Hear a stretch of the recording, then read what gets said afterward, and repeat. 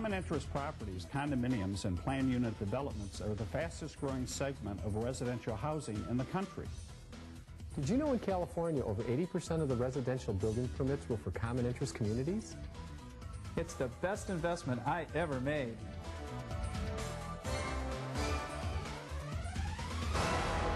Welcome home. You've just moved in and you're probably excited to see what your new community has to offer. You're not alone. Matter of fact, you're one of over 48 million households who has made the choice to be part of a planned community, which is the fastest growing segment of residential housing and has been now for better than 15 years.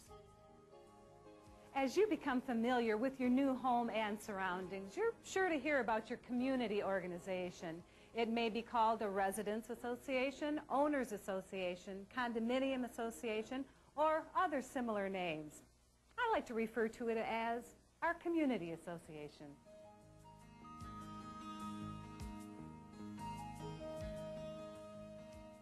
This short video you're watching is designed to familiarize you with the purpose and operation of a community association and how you, as an individual owner, can play a positive role within your community. We'll also explore management's role in your community. These three elements consist of the association, management, and owners. Working in unison are what makes your community a great place to live. By understanding the role and responsibilities of each of these three key elements, you can help assure that your community association is operating effectively to protect and enhance your property value, and that you're living up to your obligations as a valuable member of your community. Living within a community association provides many advantages.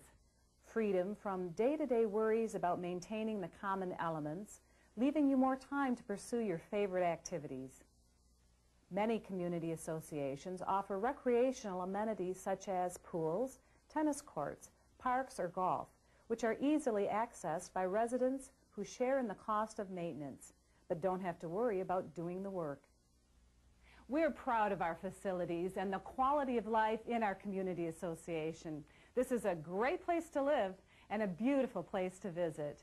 And as in any community association, there are certain responsibilities we all share to ensure harmonious living. So let's take a closer look at some of these.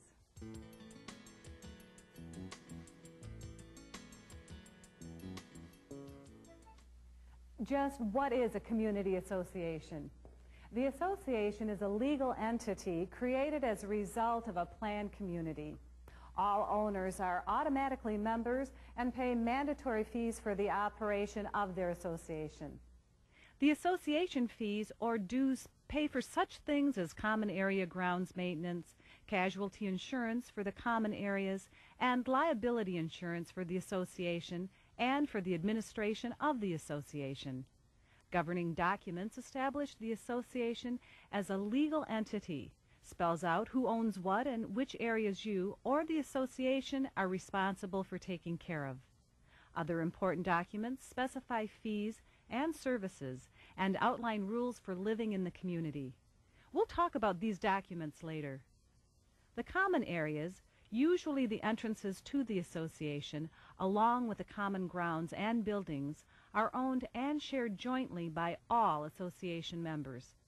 The decoration, maintenance, repair, and replacement of these common areas are the responsibility of the association and are paid for out of the fees collected from the owners.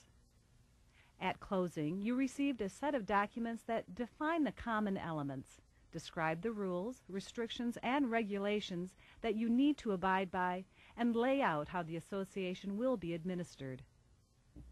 These documents define the common elements, describe the rules, restrictions, and regulations that the community association has, and how the association is administered. If you're missing any of these documents, please contact us. A board of directors is responsible for governing your association. They help create and enforce these rules. Members of the board are owners serving on a volunteer basis. They're elected by a quorum of residents at the annual meeting. Therefore, it's important that you participate in the annual meetings to vote for your board. Without a quorum, another meeting must be scheduled, wasting valuable association dollars. Since board members are residents, just like yourself, and have volunteered their time, it's important to approach problems constructively. Badgering them with complaints each time you meet certainly discourages them from volunteering again. The success of multifamily community living is dependent upon the cooperation and understanding of its members. With that in mind, working together with the board members and committee members can ensure that your community will run smoothly and effectively. After all, board members are owners, just like yourself.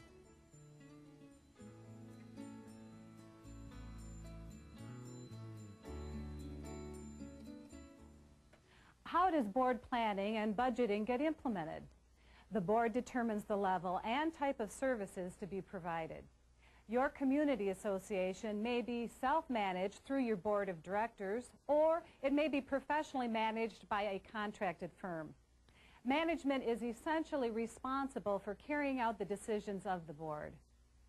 Management functions include handling association correspondence, arranging the annual meeting and supervising the election of directors, ensuring that appropriate insurance policies for the association are in place and renewed at the appropriate time, providing accounting function, including collecting monthly fees and dispersing funds for services, and managing maintenance, repair or replacement of the common elements. The board of directors will establish the budget for the association. The budget will be determined by the level of service to be provided.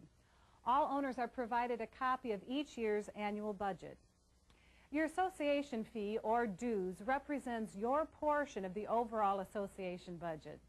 Thus, the level of service and any planned maintenance will be reflected in your fee. Once the budget is approved, management will arrange to provide the budgeted services.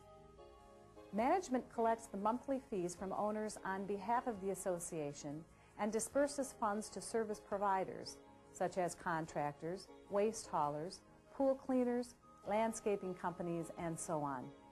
When all owners make monthly fees promptly, management can ensure that adequate services are provided. You have an obligation to make your monthly association fees to management. The management arranges for the maintenance and repair of the common elements. If you see something that needs to be done, you should call it to the attention of your board of directors or management. Your association has established a procedure which must be followed to institute common area repairs. If you have a work-related request, please submit it to the management. Please note that some actions will be governed by the weather or the seasons and must be scheduled accordingly. Under the direction of the board of directors, the management will send out specifications for contracted work, receive bids, and present them to the board of directors for the determination and award of the contract. Once contracts are awarded, the management of the association will prepare the work agreements and assist in the supervision of the work. They will also release payment after the work is approved.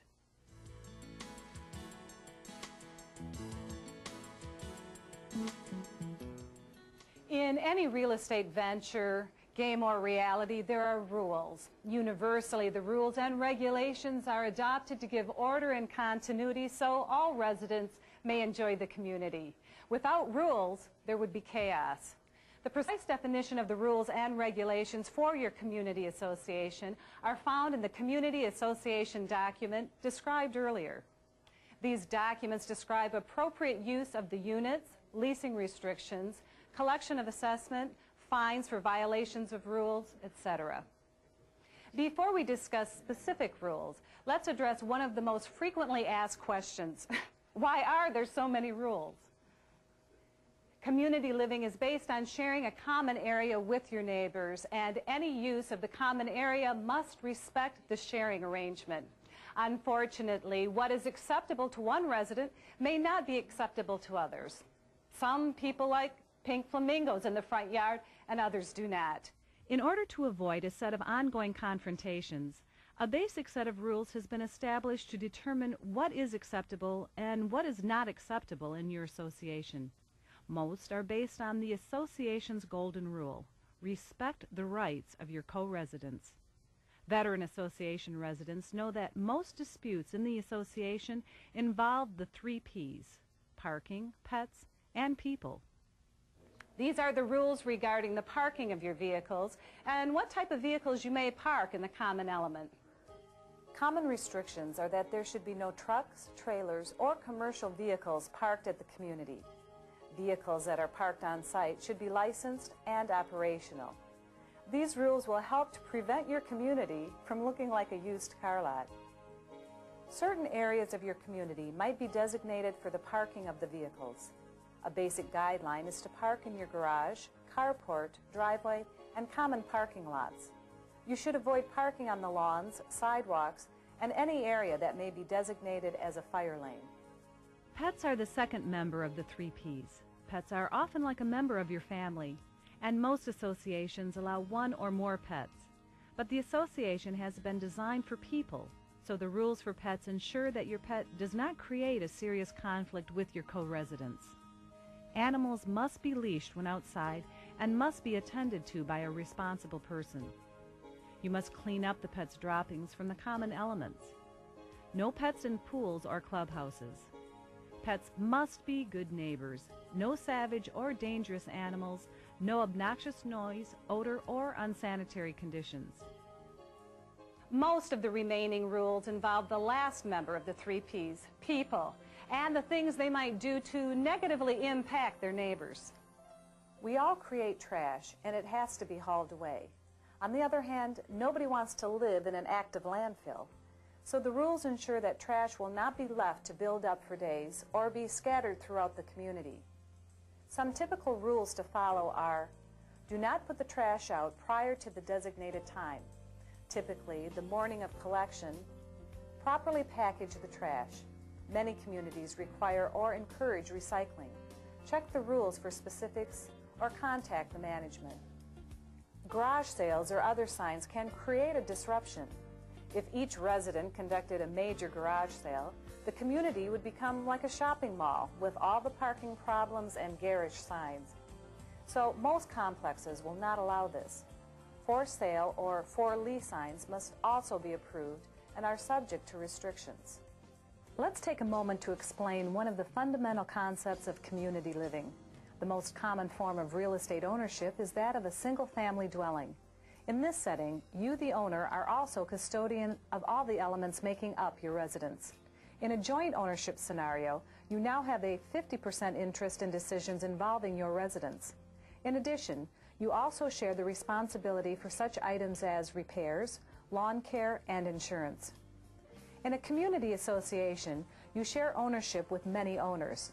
Although your expenses and obligations are spread out and are lessened considerably, you still must get consent from the other owners in order to make changes. We can't anticipate every question that you might have, but here are the ones we most often encounter. It seems that our association fees are a different amount than many of our friends. Why is that? This is by far the most frequently asked questions or the most often discussed between friends. Why are my association fees higher than my friends? Their home is just like ours. As we discussed earlier, the association fee is your proportional share of the association budget. The only way to compare fees is to compare budgets between associations. Compare the services provided, the reserve funding, the improvements scheduled, and so on. If there is a major difference between fees, there is probably a major difference in the services provided. Remember, board members also pay the fees, and they don't want to see them any higher than they have to be. How is the amount of my monthly fee calculated? In an association, each owner has an interest in the common areas. That interest may be equally shared or proportionally split, depending on how it was established by the developer. Your governing documents explain how your community's common areas are shared. The yearly budget is divided among the residents, either equally or proportionally shared. Can I change or enhance the exterior of my home? Although you own your home, the association has some say in the overall appearance of the community. You will want to check with the association before making any alterations or modifications to the exterior of your home or the grounds around it. How is approval granted for the work that I have requested? does the management company determine and prioritize the repairs at the community? The management company does not determine what tasks are done and what tasks are not done. This is done by the board of directors. If a specific repair was not made, it is often due to the fact that it involves an expensive capital replacement, and the association has not included this in the annual budget. So the association board of directors must make a choice: proceed with the project using reserve funds, postpone the project until next fiscal year, cancel the project, or institute an additional assessment to pay for the project. We hope this tape has provided a useful introduction to association living. We also encourage you to read the association documents and become involved in your community. On behalf of the association, welcome.